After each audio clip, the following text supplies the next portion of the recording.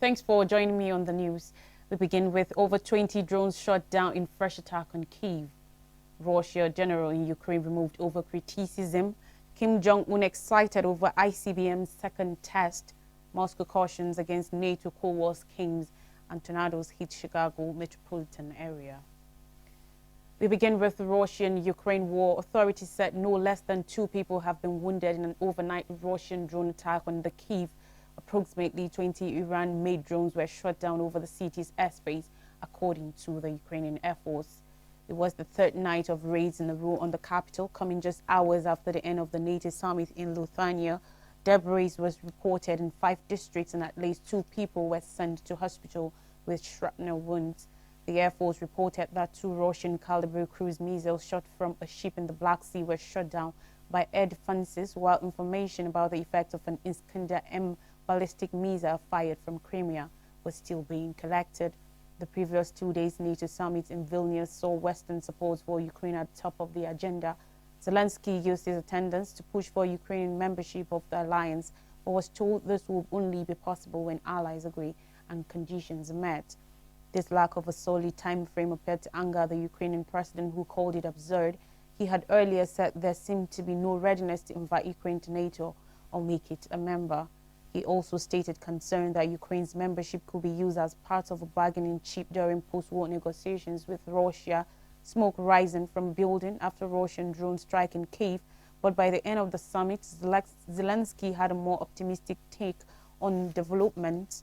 On Wednesday, in his nightly address, he said he was returning home with a good result for our country, namely a reinforcement of weapons as well as a path towards NATO membership. He also applauded the signing of a wide-ranging security pact with G7 members, saying his country now had concrete security guarantees from the world's leading democracies. U.S. President Joe Biden, speaking at the summit, also praised NATO unity, something he said Russian President Vladimir Putin had underestimated when he launched his invasion against Ukraine. Still on Russia-Ukraine war, Moscow's military leadership has reported discharged Major General Ivan Popov, Commander-in-Chief of Russia's 58th Combined Arms Army stationed in southern Ukraine, over his worries about troops fighting without rest and criticism of Russian battlefield strategy. Popov addressed soldiers in a voice message that was distributed on the social media on Wednesday, saying he had been relieved of his post for criticizing Russia's military inefficiencies in Ukraine. I drew attention to the greatest strategy of modern war, the lack of artillery reconnaissance and counter-strikes, and the multiple deaths and injuries caused by enemy artillery, Popov said. He, whose unit was fighting in the southern Ukrainian region of Zaporizhia, was harshly critical of his superiors. The soldiers of the Ukrainian armed forces could not break through our front, but from behind, the commander-in-chief dealt us a treacherous blow by dissipating the army at the most critical and tense moment, Popov said in his message. Earlier on Wednesday, reports said Russia's Chief of General Staff, Valery Gerasimov, had called Popov an alarmist and replaced him. There was no instant comments from Russia's defense ministry regarding Popov's fate, according to reports. Away from Russia-Ukraine war, Kim Jong-un, North Korean leader, applauded in glee as the country successfully launched its latest intercontinental ballistic missile, ICBM, the solid fuel Hwasong-18 report said, with footages. On Wednesday, Kim personally oversaw the second test of the ICBM alongside his wife and key aides, the report added. The missile, which North Korea tested earlier in April, flew 1,001 kilometers at a maximum altitude of 6,648 kilometers before falling into the East Sea, also known as the Sea of Japan, report said on Thursday. The launch was a great explosion that shook the whole planet, citing what he said was an unstable situation on the Korean peninsula. Kim also called for more intense efforts to boost North Korea's nuclear arsenal. The confirmation of the launch, reported by South Korea and Japan on Wednesday, comes amidst a weakening in relations between the two Koreas. Kim has called for ramping up weapons development, while Seoul has stepped up security cooperation with the United States. Seoul described Wednesday's launch as a grave provocation that damages the peace and security of the Korean peninsula. The United Nations, the US, and other countries also condemned the test, which took place as NATO leaders were meeting in Europe. Again, on Russia-Ukraine war, Russia has said the latest NATO summit demonstrates that the Western military alliance has returned to Cold War schemes and Moscow is prepared to react to such threats by all means necessary. Russia's comments came as United States President Joe Biden said at the end of the NATO summit on Wednesday that Russian President Vladimir Putin had a craven lust for land and power and had seriously misinterpreted the resolve of the military bloc to support Ukraine. Late on Wednesday, the Russian Foreign Ministry said in a statement that the outcome of the NATO meeting will be carefully analyzed for the threats posed to Russia's security. Taking into account the challenges and threats to Russia's security and interests that have been identified, we will respond in a timely and appropriate manner using all means and methods at our disposal, the ministry said. In the statement, Western powers were determined to divide the world into democracies and autocracies, the ministry added, saying that the crosshairs of this policy of searching for enemies is aimed at Russia. The ministry also said the NATO was continually lowering the threshold for the use of force while escalating political and military tensions by supplying Ukraine with more powerful and sophisticated weaponry. Russia will respond by boosting the country's military organization and defense system. The NATO summit, which opened with news that Turkey will approve Sweden's membership of the military alliance after months of objections, ended on Wednesday, with the U.S. and its allies giving Ukraine new security assurances for its defense against Russia. Ukrainian President Volodymyr Zelensky, who attended the summit, was offered long-term security promises, but he was not given a concrete timeline for NATO membership, which he had lobbied for strenuously. Now on weather and climate, the National Weather Service in the United States has issued tornado warnings for areas in and around Chicago, Illinois, as sturdy storms sweep across the state. On Wednesday, this storm south of Elgin, moving east into parts of Cook and DuPage County, has had a history of multiple tornadoes on the ground at the same time, the agency said on Twitter. Seek shelter if in the warned area. One confirmed damaging tornado had been seen moving northeast through Cook County, the second most populous county in the U.S., where Chicago is located. A funnel cloud near O'Hare International Airport had been touching the ground intermittently as it moved eastward. According to Chicago's Department of Aviation, the extreme weather has caused hundreds of flight delays at O'Hare and a nearby facility, Midway International Airport. The fourth busiest air terminal for passenger traffic, O'Hare had experienced approximately 381 flight cancellations by evening on Wednesday, with that number climbing. Midway reported an additional 35. Social media users reported warning sirens going off across the Chicago area, alerting residents to seek shelter immediately. One of the biggest cities in the U.S., Chicago is home to approximately 2.7 million people, with over 9.5 million across the entire metropolitan area. In addition to the funnel clouds forming across the region, the Weather Service warned of damaging winds, downpours and hail through 7:45 p.m. local time on Thursday, particularly near the state border with Wisconsin and along Interstate 80. The National Weather Service said localized areas of flash flooding, especially in urban areas, are also possible.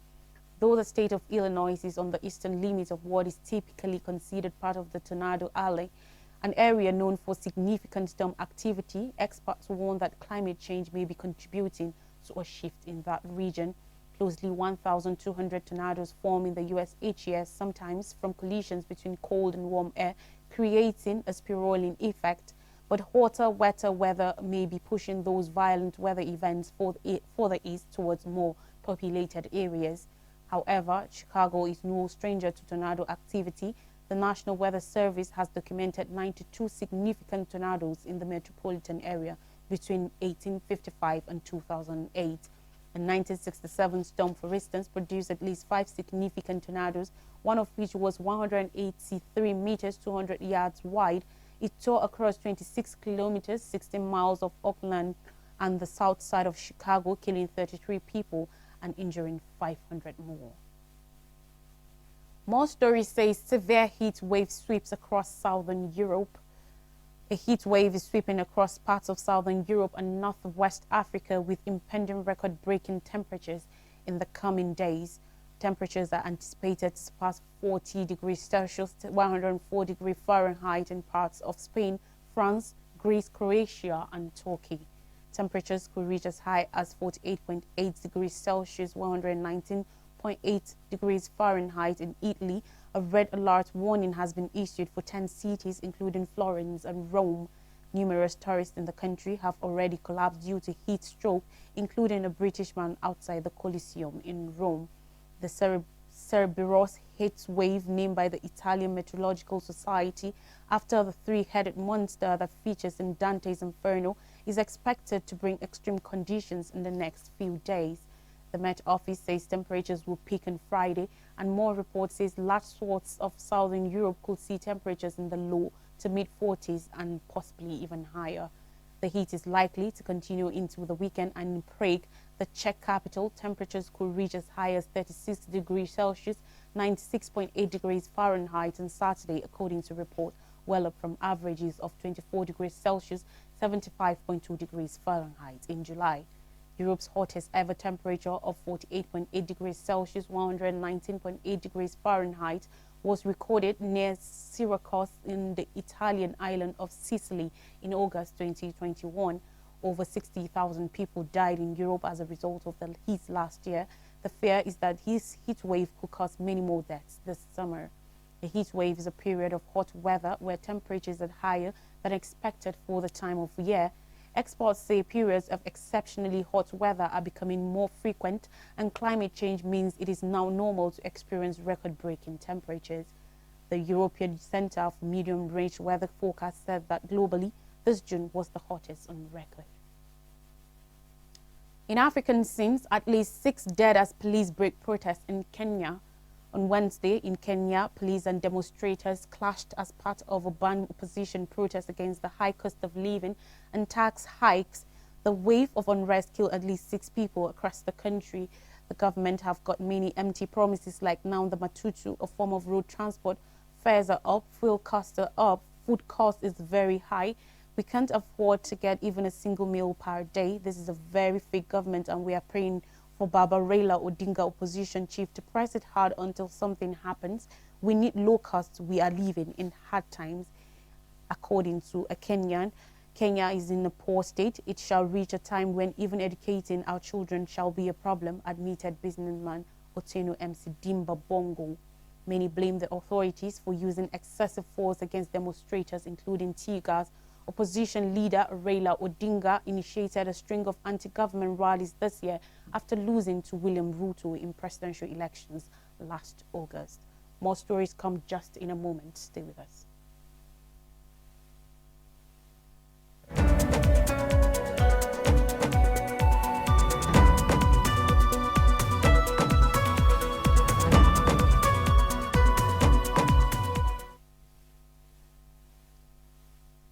You're welcome back. Thanks for staying with us.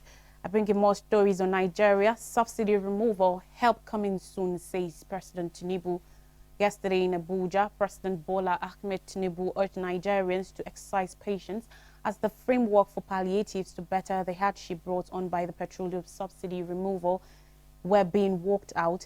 He, however, gave assurance that the decision was in the best interest of the country, especially in guaranteeing future prosperity. Tinubu made this call when he received the class of 1999 governors, made up of 18 governors who were his contemporaries at the presidential villa in Abuja. He appealed for more patience from Nigerians while promising that the government will speed up the process and make sure a foolproof social security structure that will not be compromised, especially in cash transfer. The president noted that the country will not make meaningful progress without fixing electricity, assuring that his administration will harness gas resources and explore every opportunity to ensure stable power generation and supply. On security, the president, who had earlier met with Governor Babangana Zulum of Borno State to review the situation in the northeast, appealed to Nigerians, especially residents of Plateau State, to sheath their swords and use dialogue in resolving conflicts, adding that issues of borders were man-made, not created by God. The ex-governors urged the president to pursue his vision for a greater Nigeria with vigor, steadfastness, and resilience, and to trust in their support for development policies. Present at the meeting included President Tinubu, who was governor of Lagos State, and George Akume, a former Benue State governor and presently secretary to the government of the Federation, SGF, adding that 10 of their mates had passed on. Other former governors at the meeting with President Tinubu were Niyi Adebayo Ekiti, Senator Orji Uzo Kalu Abia, Senator Sam Egbu Ebunyi, Adamu Muazu of Bauchi, Donald Duke of Cross River, James Ibori Delta, Victor Atta Akwa Ibom, Chimaroke Nnamani Enugu, Saminu Turaki of Jigawa, Senator Adamu Alero Olusegun Osobwa of Ogun, Adebisi Akande of Oshun, Senator Joshua Dari of Plateau, Atahiru Bafarawa of Sokoto, Ahmed Sani Yerima of Zamfara, and Reverend Jolie Nyami of Taraba. Meanwhile, President Bola Tinubu has requested the House of Representatives to amend the 2022 Supplementary Appropriation Act. Still ahead, Navy discovers damaged NNPCL oil wellhead. According to reports, the Nigerian Navy in Port Harcourt, Rivers State, says it has discovered a huge mechanism installed in the oil mining Lease 18 wellhead being used to siphon crude oil into waiting barges. Reports said that OML 18 wellhead is owned and operated by the Nigerian National Petroleum Company Limited, NNPCL. The commander of Nigeria's Navy ship Pathfinder Commander Suleiman Ibrahim was at the site in Kuala Ikwema community in the Asari Toru local government area of Rivers State. The terrain was discovered by our naval helicopter on routine area patrol of the waterways and creeks in our area of responsibility. He said troops reclaimed from the already sabotaged facility boats, equipment, and other machines being used to steal crude oil from the wellhead. The naval officer urged members of the public to come forward with useful information about anyone in their communities involved in oil theft, noting that war against the menace could only be won with Nigeria's support. The federal government is aware of the efforts of the armed forces and in particular the Navy in doing everything humanly possible to stop oil theft in the country. Some people have alleged that military personnel connive with oil thieves, and I have on several occasions challenged them to name such personnel so that they can be shamed, Ibrahim said. On Tuesday, security agencies had set ablaze a vessel laden with 150 metric tons of stolen crude oil earlier intercepted on Escaravo Sea in Delta State. The vessel, MT Tura 2 IMO number 6620462 with registration number RC 813311, owned by Holap Maritime Services Limited, was conveying crude oil from Nigeria to Cameroon when it was arrested last Friday with 11 Nigerians and 1 Ghanaian on board. On Tuesday, it was set ablaze at exactly 1:09 p.m. at a creek close to Bennett Island in Warri Southwest local government area of the state. Top hierarchy of the Nigerian Army, Nigerian Navy, Nigerian Security and Civil Defense Corps, Nigerian National Petroleum Company (NNPCL), as well as officials of the Delta State government were on the ground as security operatives and personnel on the NNPCL set the vessel ablaze. According to reports, Executive Director on Technical Operations, Captain Waridi Eniswo, revealed that the government had made a swift decision to destroy the vessel. The whole idea of destroying the vessel is to send a strong message to all would-be investors that this is what they are to face if they do this type of business, he said. He further stated that illegal bunkerers and their sponsors should be ready to lose their assets, as the government and security forces will do all it takes to bring them to book. And finally on the news, Lagbaja to governors, give us free rein to wipe out terrorists. On Wednesday, the Nigerian army said any form of amnesty for terrorists causing havoc in the northwest and part of the north-central zone of the country will only embolden them to cause more havoc. The army hierarchy also asked governors for a free hand to eliminate the criminal elements. Major General Taoreed Lagbaja, Chief of Army Staff, stated this at the Army headquarters in Abuja during a visit by the Zamfara State Governor, Dr. Dauda Dari Lawal. The Army Chief cautioned the criminals to flee the country with immediate effect, saying they will be given close marking and blocked from entering other parts of the country if they attempted to flee to the northwest. The Army Chief stated this against the backdrop of a comment credited to an ex-governor of the state, Sani Yerima, that bandits should be given amnesty during his visit to President Bola Ahmed Tinubu. Yerima had asked President Tinubu to negotiate with terror gangs operating in Zamfara State and other parts of the northwest of the country. He said the negotiation was similar to what the administration of former President Umar Yar'Adua did with militants in the Niger Delta, which gave birth to the amnesty program. Chief of Defense Staff CDS Major General Christopher Gwabin Musa, in a related development, also had separate meetings with both the Zamfara State Governor and his Plateau counterpart Caleb Mutfwang at the Defense Headquarters in Abuja. Lawal said he came to congratulate the CDS on his deserving appointment and to intimate him of the overall security situation in Zamfara State. According to him, the security challenges were affecting meaningful development in the state and also making governance almost impossible. The governor further said confronting the challenges will go a long way to checking the menace of terrorists. He applauded the efforts of the troops on ground while calling for additional deployment of troops and logistics to build security in Zamfara and Plateau states. A recap of major stories says over 20 drones shot down in fresh attack on Kyiv. Russia general in Ukraine removed over criticism. Kim Jong-un excited over ICBM's second test. Moscow cautions against NATO Cold War schemes, and tornadoes hit Chicago metropolitan area. That's all on the news. Thanks for watching. I am Lois Drake.